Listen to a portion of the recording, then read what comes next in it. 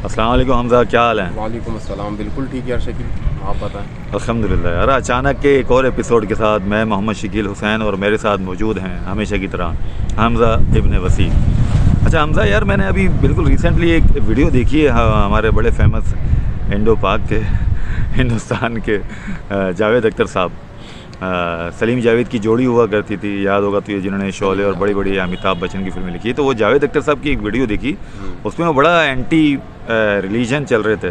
मतलब वो ख़ुद मुसलमान घराने में पैदा हुए हैं बता रहे थे, लेकिन वो ये बता रहे हैं अपनी वीडियो में कि उनका किसी भी मज़हब से कोई ताल्लुक़ नहीं है। वो ये कह रहे हैं कि यार मज़हब का होना लाजमी थोड़ी है वो, बल्कि उन्होंने तो बहुत सारी बातें की। शॉर्ट बात मैं बताता हूँ, फिर हम लोग डिस्कस करते हैं इस पर। वो ये कहना चाह रहे हैं कि यार मज़हब का आपकी लाइफ में होना तो इसका मतलब है कि एक्सट्रीमिज़म का होना, यानी कि जहाँ मज़हब के मानने वाले हैं वहाँ एक्सट्रीमिज़म है, चाहे वो कोई सा भी मुल्क हो, चाहे वो कोई सी भी कंट्री हो, कोई सा भी इलाका हो।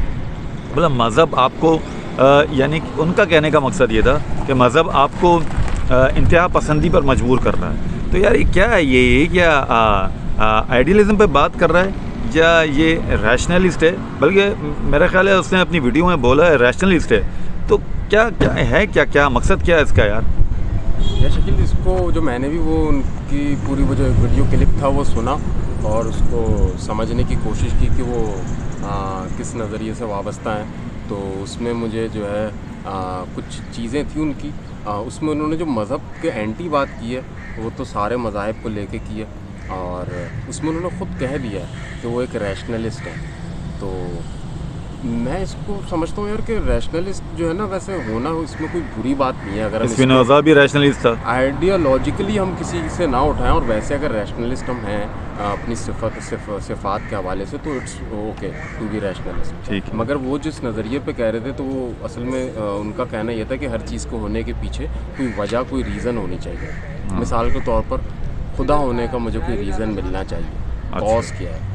इस तरह की वो कुछ कॉजेज़ पे बात कर रहे थे। उसकी वजह से जो है वो वीडियो में जो उनके साथ में एक शख्स थे, उन्होंने भी उनसे काफ़ी अख्तिलाफ़ात किए, लेकिन वो जावेद अख्तर काफ़ी उन पर हावी भी रहे। और इसमें तो कोई शक नहीं है, वो एक पढ़े लिखे शख्स हैं, तो उन्होंने जो है उनका जो अंदाज़ बयान था वो हावी रहा दूसरों पे। लेकिन जो रैशनलिज़म के हवाले से उन्होंने बात की है कि गैर मज़हबी, उन्होंने गालिबन अपने आप को कहा था कि मैं गैर मज़हबी तो नहीं, मैं रैशनलिस्ट हूँ। तो और उन्होंने कहा जहाँ पे भी मज़ाहिब हैं वहाँ पे हम देखें तो फ़साद है, फितना है, और जहाँ पे भी मज़हब हावी नहीं है माशरों में, तो वो हमें काम और पीसफुल माशरे हमें वो मिलते हैं। तो ये बात उन्होंने जो कही है, इसमें अगर हम देखें तो इस तरह की बात मैंने सारतर के मुकदमे में भी पढ़ी थी कि जैन पॉल सारतर, और उनको जहाँ पाल सारतर और इस तरह के नाम से भी जो है लोग पुकारते हैं। तो उन्होंने कहा कि मुझे अपने पड़ोसी से मोहब्बत करने के लिए खुदा की ज़रूरत नहीं है, मैं उससे वैसे भी मोहब्बत कर सकता हूँ। यही सेम बात उन्होंने अपने वीडियो में भी कही थी कि मुझे नेकी करने के लिए जो है सवाब और गुनाह नहीं, मैं नेकी वैसे ही कर लेता हूँ खौफ के बगैर। मतलब कोई उन्होंने कोई नई बात नहीं कही, मतलब ये पहले फिलोसफर ऐसी बातें कर चुके हैं। मिल जाती हैं इस तरह की बातें, लेकिन यह है कि एक इंसान को रैशनलाइज होना चाहिए, लेकिन कुछ चीज़ें हमारी सोच से मावरा भी हैं। तो ये भी समझना चाहिए कि हम लोग, मतलब अगर हम आइडियलिज़म का कॉन्सेप्ट देखें तो आइडियलिज़म के कॉन्सेप्ट में बुनियादी बात ये रखी जाती है, मतलब वो तो रैशनलिस्ट की बात कर रहे हैं, लेकिन अगर हम आइडियलिस्टिक अप्रोच की तरफ जाएँ तो उसमें ये कहा जाता है कि जो फिनाइट वर्ल्ड है, महदूद दुनिया, वो रिफ्लेक्शन ऑफ आवर माइंड है और वही सिर्फ हकीकत है। तो फिर बात ये कि हर चीज़ महदूद है। अब हम लामहदूदियत की तरफ तो हम जा ही नहीं सकते, वरना वो हमारे इख्तियार में आ जाएगी। तो महदूद होना चीज़ों का, तो वो जो है हमें हमारे बस में है कि हम उन चीज़ों को समझ सकते हैं। तो मेरे ख़्याल में उन्होंने जो रैशनलिस्टिक अप्रोच दी है वो उनका नुक्ता नज़र है, लेकिन आइडियलिज़म की जहाँ तक बात करेंगे तो उसमें जो है वो भी एक तलाश और एक मुतलाशी वजूद की तरफ निशानदेही करता है। और उसमें ये बताया जाता है कि सबसे पहले तो आपको अपना माइंड डेवलप करना है, कि हम अपने माइंड को कैसे डेवलप करें, हमारा थॉट प्रोसेस कैसे चलना चाहिए, और हम अपने शऊरी इदराक के साथ किस तरह से चीज़ों और उनके मतन को अख़ज़ करेंगे। यानी मिसाल के तौर पर मेरे सामने इमारत अगर है, या अब मतलब जो मुझे लगता है कि वो शायद यही उसमें मुकदमे में मौजूद है कि मेरे सामने इमारत है, ये दुनिया है, एक वजूद है, तू है, तो उसको मैं किस तरह से एहसास करूँगा और उसको वजह क्या दूँगा और अपनी ज़िंदगी में क्या अहमियत दूँगा। उसके बाद फिर उसमें मुख्तलिफ़ चीज़ें आ जाती हैं, सेल्फ़ रियलाइज़ेशन आ जाती है, कैरेक्टर डेवलपमेंट आ जाती है। ये वो कैरेक्टर डेवलपमेंट नहीं है जो हम लोग अक्सर मोटिवेशनल स्पीकर्स वगैरह से सुनते हैं, ये तो फ़लसफ़े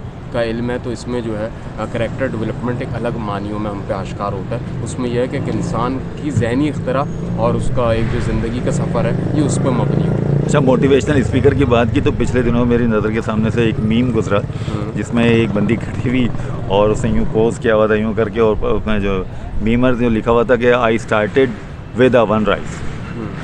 वो यानी वो बता रहा है कि वो जो लड़की थी, वो जो मोटिवेशनल स्पीकर थी, वो उसने एक रेस्टोरेंट खोला और वो ये बताना चाह रही है कि मैंने एक चावल के दाने से जो है ना अपना रेस्टोरेंट स्टार्ट किया था। तो इतना मोटिवेशनल स्पीकर जो है वो इतना तमीद बांधते हैं, इतना एग्जैजुरेट करते हैं चीज़ों को कि उसको इस तरह के कमी बनाना पड़ गया। यार वैसे तो वो लोग भी लोगों के दुख में साथ दे रहे होते हैं और उनको जो है कोशिश करते हैं कि वो अपनी ज़िंदगी में कॉन्फिडेंट रहें और जो है डिप्रेस ना हो जाए।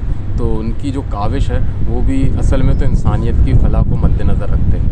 लेकिन जब फ़लसफ़े की तरफ हम जाते हैं तो उसमें हमको हक़ाइक़ मुख्तलिफ़ अंदाज में भी नज़र आते हैं।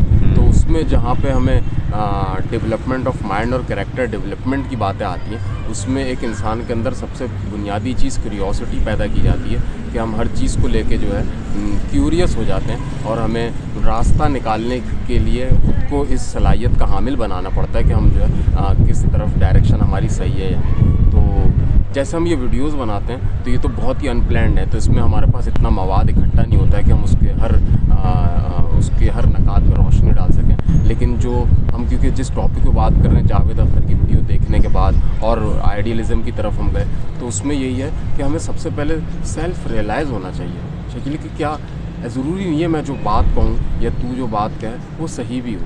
हम लोग इल्मी सफ़र में गलतियाँ कर सकते हैं और ये गलतियाँ मेरे ख़्याल में होना एक बशरी तकाज़ा जो है उसको भी आप मद्देनज़र रख सकते हैं कि मतलब बशर हैं तो गलती भी करेंगे। लेकिन ये है कि इंसान को हमेशा खोज में रहना चाहिए। उससे ये है कि उसकी मंजिल जो है, उसकी मंजिल की जानिब कदम वो जमूद तारी नहीं हो जाता है। अगर कोई इंसान यही सोच लेगा कि नहीं मैंने अब सब कुछ सीख लिया, जल्दी जल्दी पढ़ा के अब मैं किसी नतीजे पे पहुंच गया हूँ, तो फिर तो उसकी पर्सनैलिटी स्टक हो जाएगी, वो जमूद तारी हो जाएगा।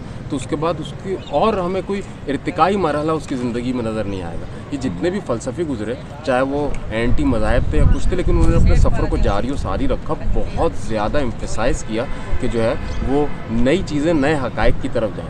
इस वजह से हो सकता है उनकी आपस में ही बातें जो है वो टकरा जाती हूँ कि वो अपने आप से इख्तलाफ करते हुए भी मिल जाते हैं और फिर उनके अंदर एक इंतशार भी मिलता है। जैसे हम नीत्शे की कुछ तहरीरें पढ़ें तो जहाँ उन्होंने उबरमेंश का कॉन्सेप्ट दिया, दूसरी तरफ उनकी तहरीरों में इंतशार भी कहते हैं कि वाक़ई है। और काफ़का की तहरीर पढ़ें तो बिल्कुल अनरियलिस्टिक हो जाती हैं, सुररियलिस्टिक तहरीरें।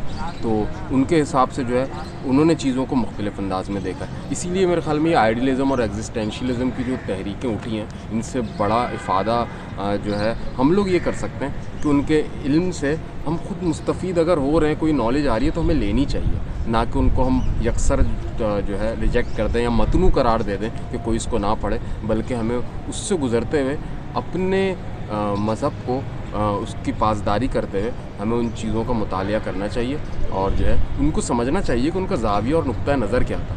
वो बहुत ज़रूरी है। आइडियलिज़म को कनेक्ट किया जाता है हैगल से, तो क्या हैगल मतलब क्या मिला? हैगल को पढ़ा तो उसके बाद हाँ उसकी एसोसिएशन उसके साथ है, तो हैगल क्या कह रहे हैं इस बारे में आइडियलिज़म के बारे में? एजुकेशनल एम्स ऑफ आइडियलिज़म उसने यही बताया था कि सबसे पहले तो जो है ना आपको अपनी जो माइंड की बनावट है, जो आपका जहन जिस तरह से बनाया हुआ है, इसको डेवलपमेंट की तरफ लेके जाना है। आप यानी एक स्लेट है और उस पर अब आपको लिखना शुरू होना है।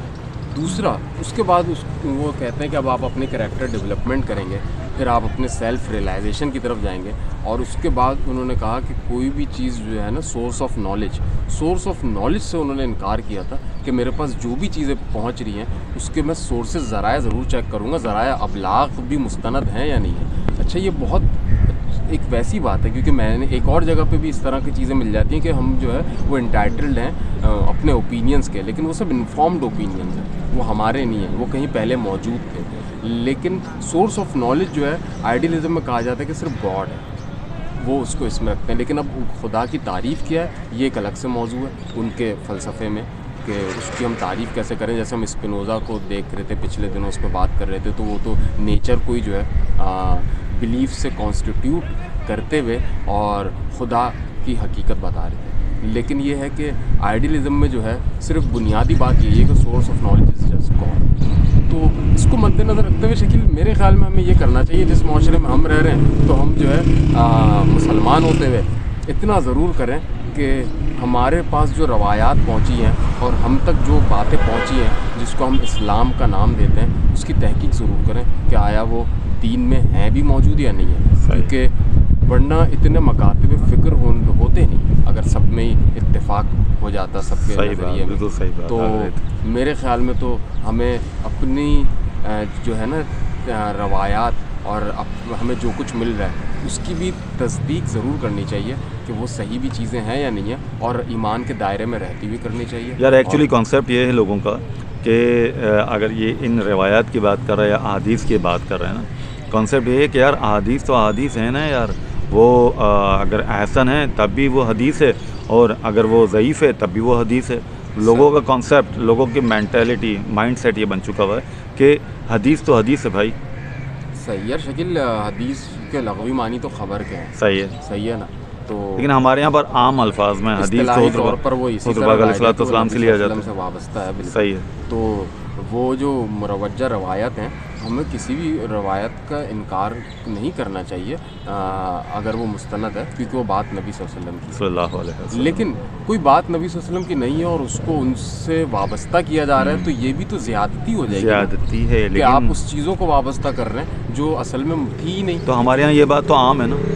इसके लिए तो हमको आने वाली नस्ल की इस तरह से नशोनुमा करना पड़ेगी कि वो इस थॉट प्रोसेस से गुजरे, कि वो चीज़ों को अपने शऊर से समझने की कोशिश करे और अपनी रवायात की पासदारी भी करे, और फिर उसके बाद अपने इल्मी सफ़र को आगे बढ़ाए, जो मज़हब को भी लेके हो और दीगर शोबों में भी हो। जो इस तरह का मुझको ज़्यादा बेहतर लगता है कि यही रास्ता है जिससे जो है इंसान अपने आप को भी बेहतर समझ सकेगा और अपनी राह मुतय्यन कर सकेगा।